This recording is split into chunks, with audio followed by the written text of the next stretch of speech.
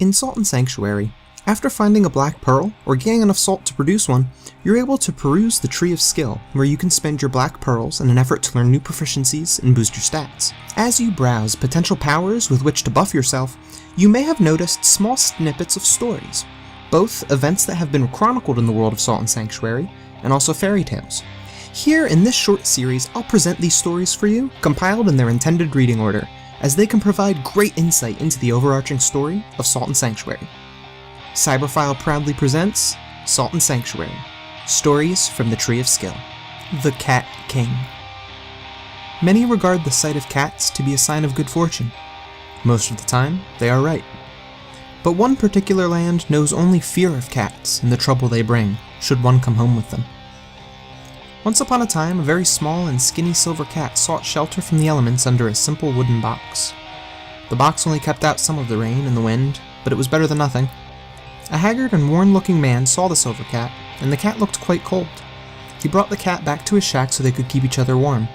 Perhaps good fortune would befall the man.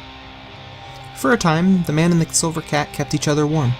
The shack kept out most of the rain and the wind, but soon the man fell ill and could no longer leave his bed. He could no longer leave the shack. Not long after falling ill, the man died. Sometime after his death, a little old lady who was out picking mushrooms happened upon the shack. She found a small silver cat who looked lonely, so she took the cat home to her cottage to keep her company. For a time, the little old lady and the silver cat kept each other company. The cottage was warm and kept out all of the rain and wind. The old lady grew older and soon could no longer leave the cottage. Not long after, the woman died. The woman had no heir, so the cottage was to be auctioned. While taking stock of the cottage, the town educator discovered a silver cat. Needing a cat to hunt the mice that plagued his home, he took the cat back to his house. For a time, the silver cat dutifully chased mice from the educator's home, but sooner than not, the mice were all gone. Having no more need for a cat, the educator kicked the cat out. Not long after the auction, a widowed heiress called upon the educator in his home, but he was nowhere to be found. She found only a large silver cat.